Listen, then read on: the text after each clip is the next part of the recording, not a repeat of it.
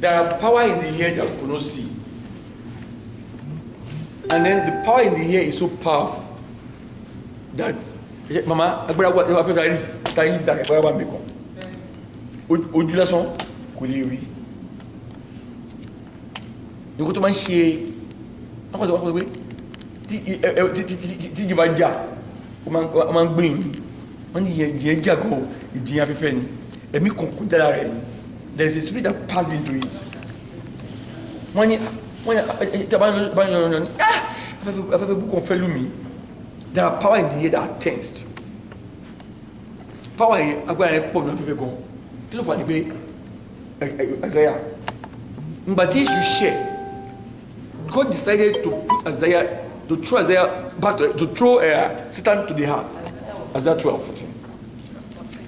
Yeah. Yes. Báwo ni wọ́n ṣe lè ṣubú? Yes. Báwo ló ti ṣe lè ké lu ilẹ̀? Wọ́n tún ti ṣe àwọn orílẹ̀-èdè ní apá. Nítorí ìwọ ni orí ní ọkàn rẹ pé bí yóò gbé lọ sí ọ̀run. Bí yóò sì gbé tẹ̀mí ká kọjá ìràwọ̀. Before the earth was made, kátó dá yé, èṣù wà níbẹ̀, wọ́n pè ní kí wọ́n pè ìràwọ̀. That is shining star. Ṣẹ́ni kó tó dá èṣù mọ̀ dá ènìyàn is dust ni.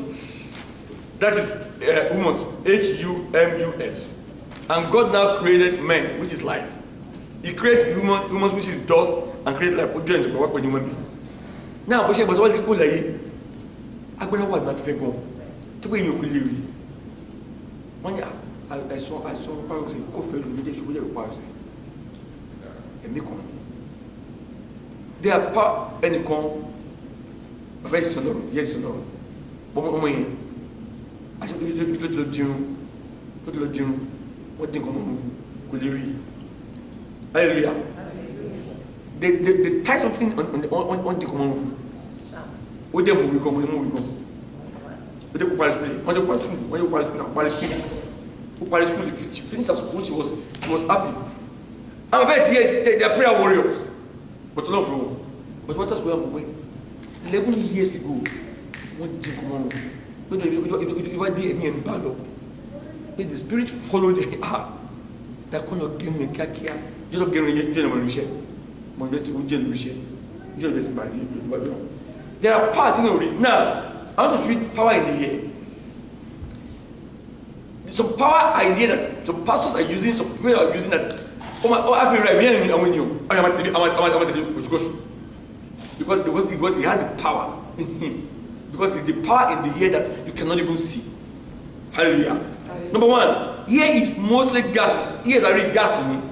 Ear on money, you bring in oxygen, and you breathe out carbon dioxide. I mean, also don't fast and shopping. Why both coming? No,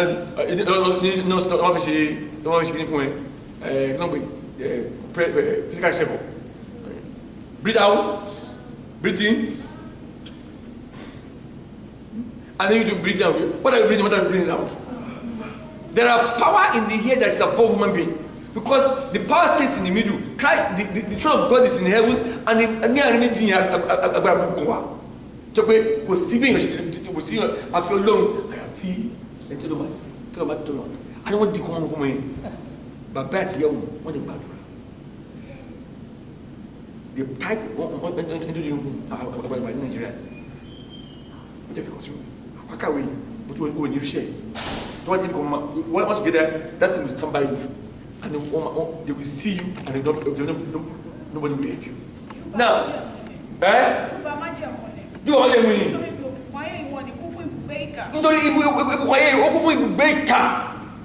English. Have respect unto the covenant, for the darkness days of the earth. Of the earth.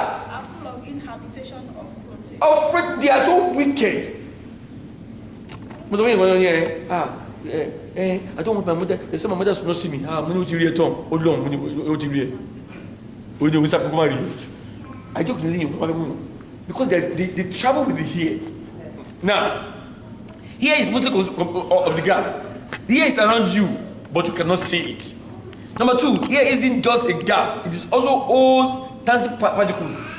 The air holds some particles that are tough, that you cannot see it. That's why when somebody sneezes, tell me missing you, how do you know cold here? How do you know you have the cold? But because there's some power in that air that you cannot see, they travel with the air, and because Satan himself, when God says leave, he took some angels along with him. So when he mafia me rosa when no be only constant you I want to tell you but only mafia me rosa we will say the same thing, but we can't refuse to say when you call that when I call them prophet. Even somebody was telling you Buba again you what they will if God does not save, I will not save. Mika, but just again you I'm so but again you what do you why if you want to give message, give me something. Hallelujah. And then again only my fear me rose no willy we make that we put there are some power in this here that we cannot see. We need the function. If you make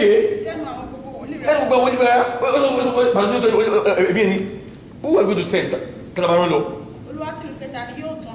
Oh no, fool, right? Is God Himself?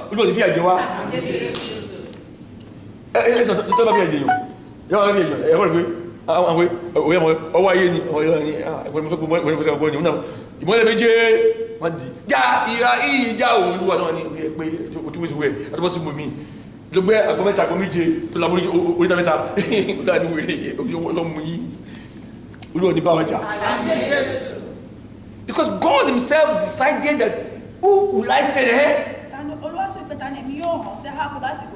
That's Bukilo. Yes. Yes.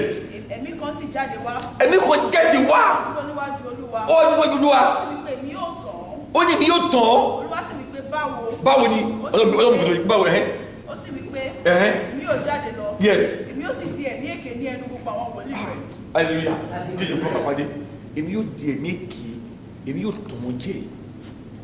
there is after what she baby to buy a fair rapper to buy one of them.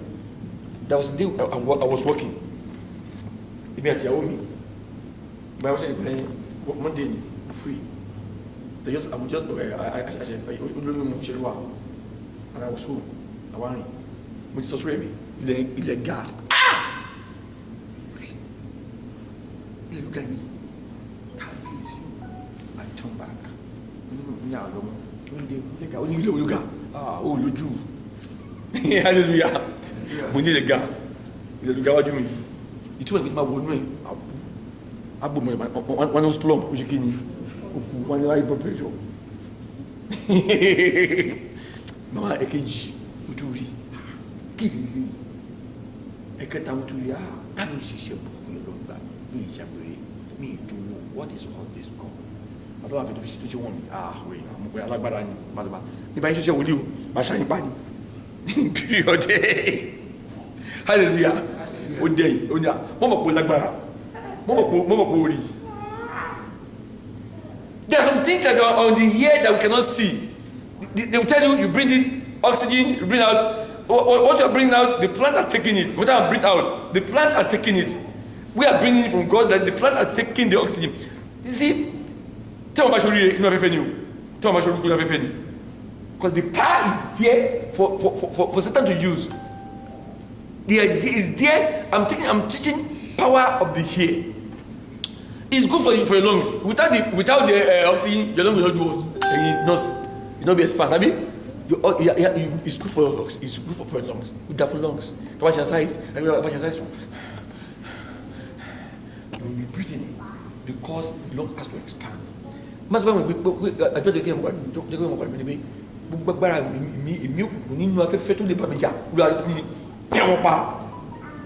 And that's what it said in Ephesians 6:12. You cannot fight with somebody. There are power in the air that you cannot see. Before you see it, he has already seen it. Before you know he has known it. He knows where to make you fall. He knows where to make you sin. He knows where to make you fall of God. And then with that spirit again, we go to God and say, alone. Yes.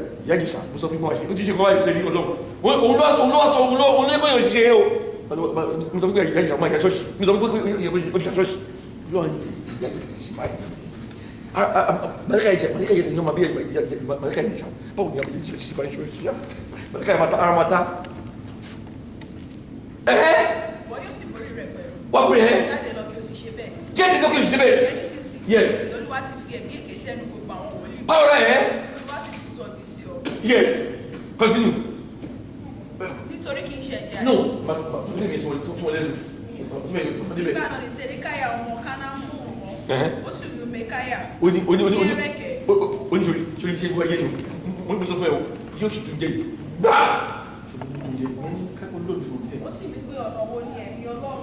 Yes.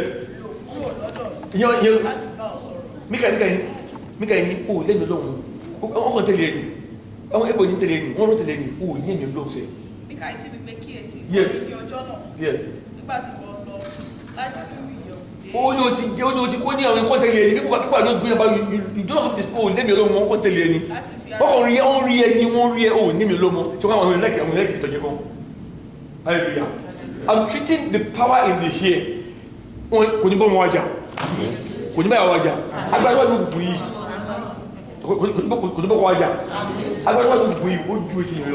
Because it's about us.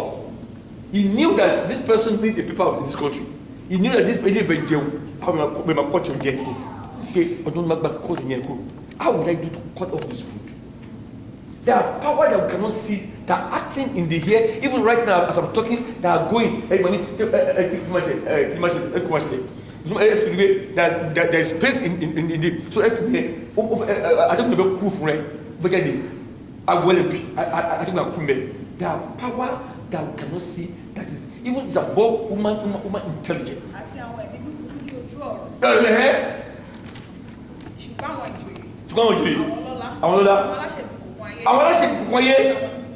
Yes. Now,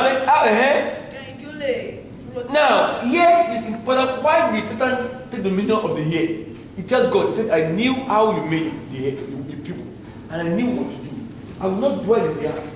I will dwell within the heart, and I will be going to and fro from the heart, and I will make sure I polluted the heart. Cancer, any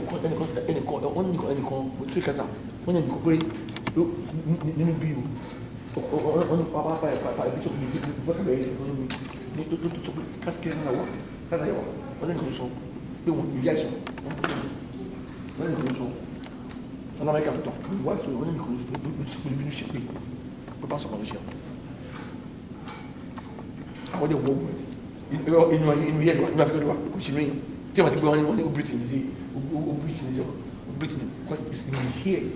There are so many sickness in here. Because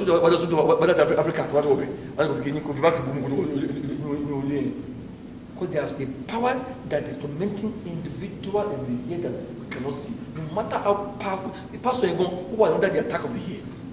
Now, yes.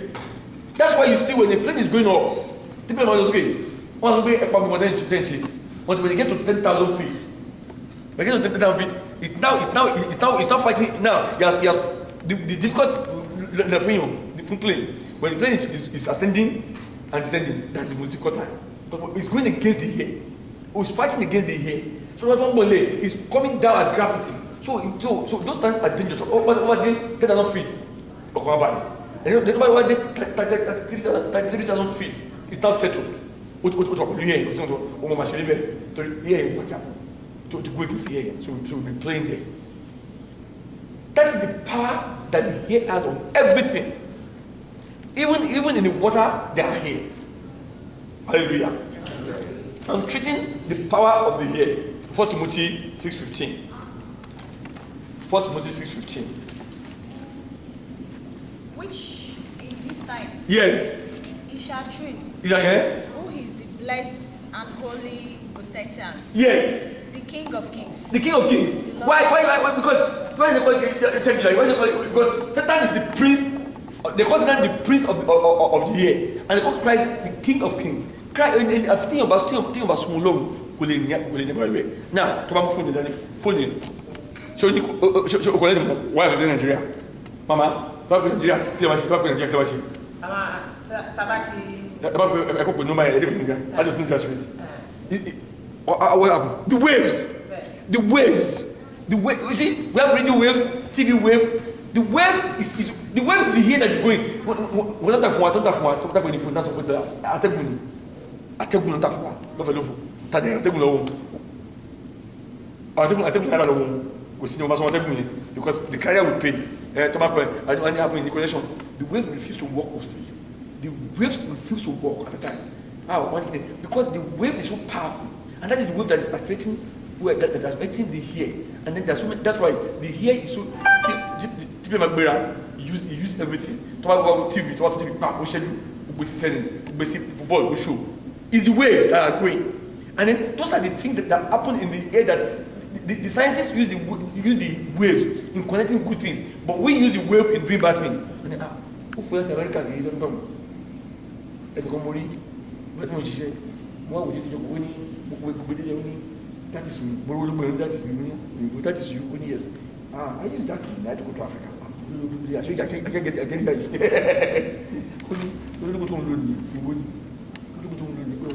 go to Africa. I go to where from you? I go to Germany. How do you go? Only one side. Go inside. You just go for a meeting. When you do that, pastor, you don't know your power. You don't know your power. Because they use the spirits are illegal. It's wrong with you. Spirits are illegal. And then one will say, like near Agbara, where I will win you. Like when you want to say, like will win you. They have to go into somebody.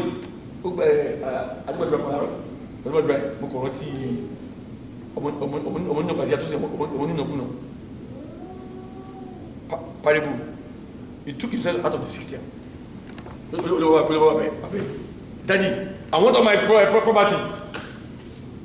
Daddy, I'm in the church. I don't want to be. I'm in Providence, but I'm not the charge of Providence.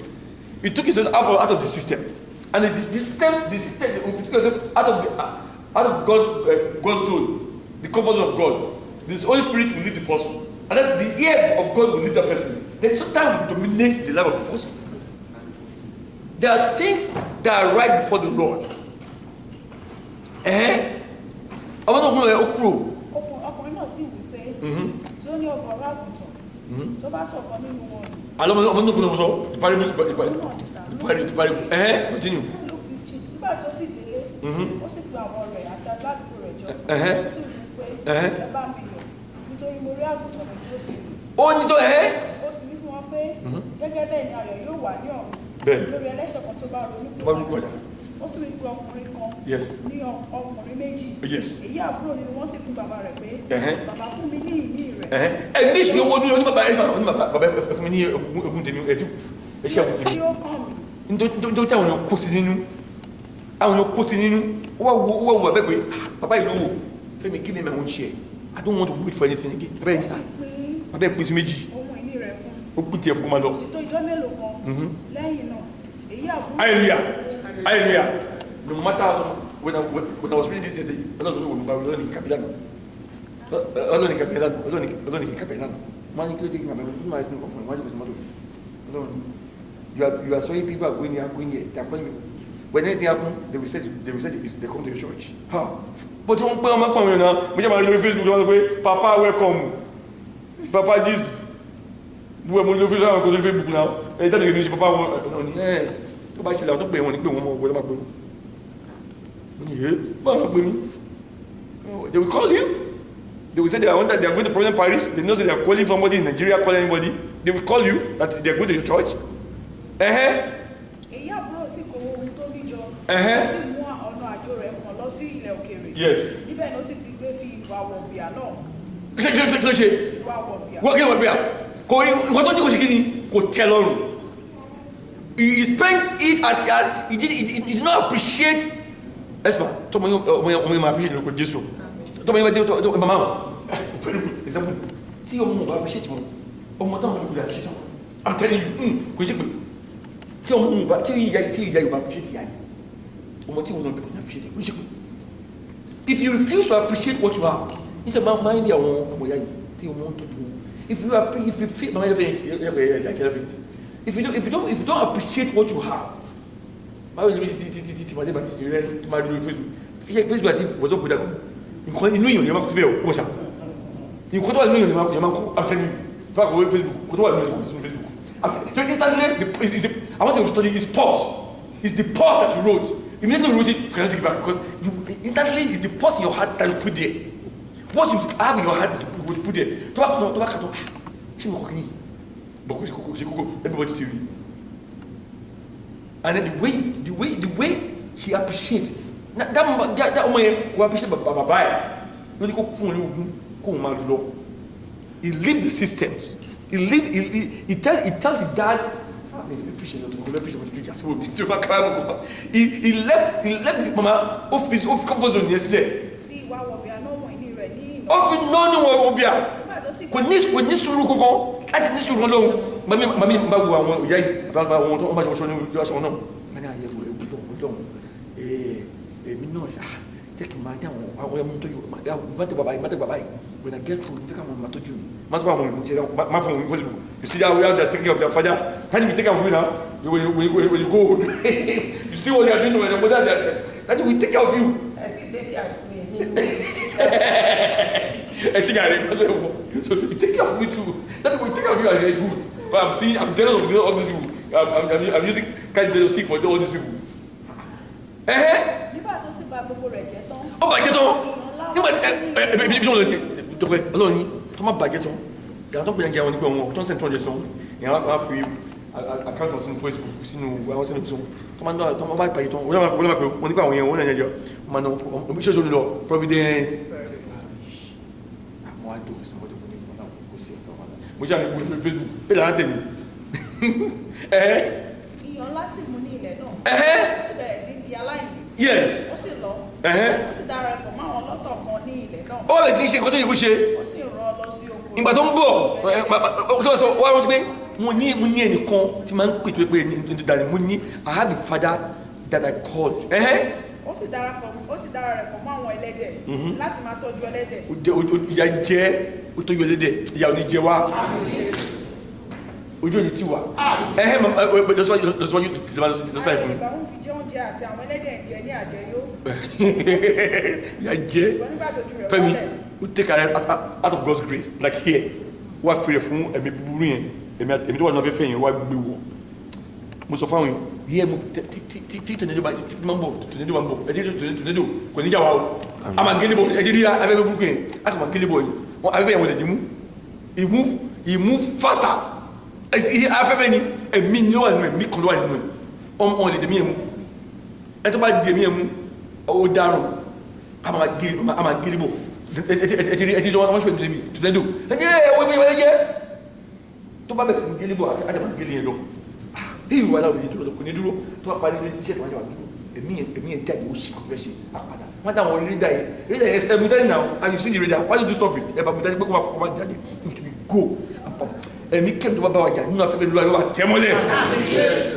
Nígbà tójú rẹ̀ wálẹ̀ ó ní àwọn alágbàṣe bàbá mi mélòó ni ó ní oúnjẹ àti àjẹtì òun sì kù fún ẹbí níyì èmi ó sì dìde èmi ó sì tọ̀ bàbá mi lọ èmi ó sì wí fún pé bàbá èmi ti dẹ́ṣẹ̀ sí ọ̀run àti níwájú rẹ̀ èmi kò sí ẹlẹ́ni tèmi yóò tí pé lọ́mọ rẹ mọ́ wọ́n ní ọmọ rẹ mọ́ fi mí ṣe ọ̀kan nínú àwọn alágbàṣe rẹ̀ ó sì tọ̀ bàbá rẹ̀ lọ ṣùgbọ́n nígbà tó wà ní òkèèrè bàbá rẹ̀ rí àánú rẹ̀ ṣe ó sì rọ̀ mọ́ tọ́pẹ́ àwọn tuntun ìjàmbá àníbà ó ní Ọlọ́run kò sí tó bá ṣẹlẹ̀ àánú àṣẹ wọn ló máa pè wọn ní kẹ́ni bọ́jú Ọlọ́run kí wọ́n ṣẹlẹ̀ sí wọn ní àmì jáde ìjàmbá ní abúlé ní bọ́ọ̀sì mọ̀ṣẹ́ ní bọ́ọ̀sì ṣàánú mi bọ́ọ̀tì wá tájì tí máa rí Facebook ń bá mi náà wò ṣé mi try to on try it here. You want there. Ó sì fi ẹnu kò ní ẹnu. Wọ́n sì rí pé bàbá. Yes. Ní ti dẹ́ṣẹ̀ sí ọ̀run. Ó dẹ́ṣẹ̀ sí ọ̀run. Àti níwájú rẹ̀. Yes. Èmi kò yẹ lẹ́ni tí ìbá máa pè ní ọmọ rẹ̀ mọ́. Ṣùgbọ́n bàbá náà sì wí fún pé ọmọ ọ̀dọ̀ rẹ̀ pé ẹ mú ayọ̀ aṣọ wá kánkán. Ẹ̀sìmá, ó ní ẹ mú aṣọ wá kí n wọ̀ ní aṣọ. Aṣọ yìí ló lè fi wá. Ìkórè wa tó kú ní 18 days. Ọ̀run yóò fi ara mi. Láti jọ Monday, Tuesday, Wednesday, Thursday, Friday. Àwọn tó ń wá tó máa ti gbọ́ àwọn tó ti láti Nàìjíríà wọ́n ti tẹ́lá sọ ọmọ tó wá débi olú àkó ṣàkó fún wa. Ọba tó máa fún ní ìbùkún bẹ́ẹ̀ sì fún wa ní ìbùkún. Mo sọ pé mo ní màmá ó wù mí àtẹ́lẹ̀ yìí wọ́n ní ìgbé ìjọba yẹn kí n fún àwọn scholarship àwọn tó àwọn university everyone the university children and boss 20,000 40,000 I can do it. But there's a vision that I always have. I don't go backward. I move forward. Because if I'm now looking for tomorrow, I'm in trouble. Now, thank you. What Uruka? Say Uruka. Ni Israel. Uruka pé sí Gomela. Uruka yẹn. Ní tó bá bímọ ní Israel. Uruka yẹn. Ó máa fi sọmọ lọ́wọ́. Ó máa kọ orúkọ ìdílé yẹn sínú. Bí àyàtọ̀ ó máa kọ orúkọ ìdílé sára wa. Ó máa kọ orúkọ ìdílé yẹn sí ara rẹ̀. Uruka yẹn, you can go into anywhere. To have a when you first ATM card. Nígbà yẹn. Tó bá débẹ̀ Matiruka.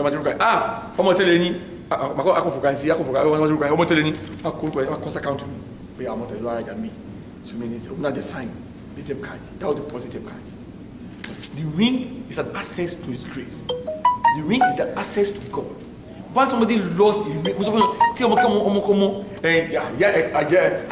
màtàbí àjẹ́ ni wọ́n ti bí ọmọ búkú náà ní orí búkú ni wọ́n ti bí ìyá ìjẹ́ ìṣẹ́ o ẹnìkan sọ pé ní ẹni ìjọ bí mu mo ní olóòdèbí inú ẹ̀tọ́ yà yìí mo ní ẹ̀ṣẹ̀ bẹ̀rẹ̀ yà yìí mo ní ìṣẹ́ pé fún ẹ̀ orí máa sọ pé pé tó bí yà ní ẹgbẹ̀rẹ̀ dàrú ní ìwé yà yìí ó lè máa fò báwo sọ pé kí tó bí yà yìí sọ fún mi náà ó fún ní ring it's an access to a throne of grace. If your name is not the name of this church, and the ring does not in your hand of Providence Parish, Providence Church, money, God of Providence, provide for what my ring, church in here, provide for there. The one ring here, church, and if your name is not on that ring of that church, no matter how you go to ATM card, it will not work because it's not your card. Because no matter how you pray, because you are doing this and you are doing that. You are not just you are not teaching providence. You have to be on your feet in some way to stand firm as a providence member. Let me go back to my Hallelujah. Hallelujah. Mama, only here can be polluted. Ategu, Oman Dam Buguzi, Madame Buguzi. I'm cheating about Munson Akbar, what everything you could leave. Because come easy, yet to remember Omoye, put my university. Mama, the we who will simply teach you. Baba ṣe ìgbàlọ́ ṣe ìrìn ìgbésírí bẹ́ẹ̀ wọ́n lè fi ṣe kò wá tó bá ti fi dé báṣì ó dé báṣì wọn fún bísà pé ó parí bẹ́ẹ̀ ẹ̀kíní ẹ̀kíní báṣì wọ́n ní wọ́n ní kò tó ṣe bàbá níbẹ̀ ní àkóso ìṣọ́jú ẹni ọ̀tọ̀ ni wọ́n máa rí wọn ní rí òun wọn ní rí kan lábí ṣe wọn ní rí èmi ẹni ìgbé wọn máa rí hallelujah ẹbí kí ni bá bọ́ wọn àjà àtọ́wọ́n wọn àjà agbé wọn mí. In the here, in the everywhere, any spirit that is against us, that is hearing my voice, Baba Joani, mo sọ sí afẹ́fẹ́, ani mo sọ sí afẹ́fẹ́, mo sọ lọ sí afẹ́fẹ́, afẹ́fẹ́ pọ̀gùn, ikọ̀ tí afọ́jú ọmọ rẹ̀ kọ́ lọ afẹ́fẹ́. Bàtẹ́ ní kọ́wọ́n church akọ̀kọ̀wà, àtọ́wọ́n ọmọ rẹ̀ ní ọmọ 14 years ní bàbá mi fi dárúkọ ẹ̀. No, I know his screens. 14 years in. After my church. Mama, ebi ko ba waja. Mo wa church. Mo ni. By mo tin ni ba go. I want to boy. What is it? Why 28 mo 28. This was 34. Hallelujah. Hallelujah. Mo di se mo ni ba. What does your father and your mother does for you? They asked me to kill them, and I cannot kill them. Kill what? You have to do it. What is the level? They go to the palace. wọ́n ti ṣẹlẹ̀ o yóò ní ìyẹ́ was a bank manager of ìyẹ́ ojú kan nígbà tí bàbá ẹ̀ big lawyer ọmọkùnrin tó bí ní ọkùnrin ni kò ṣe obìnrin ọkùnrin ó ní àtọ̀ báyìí ó jẹ́ kí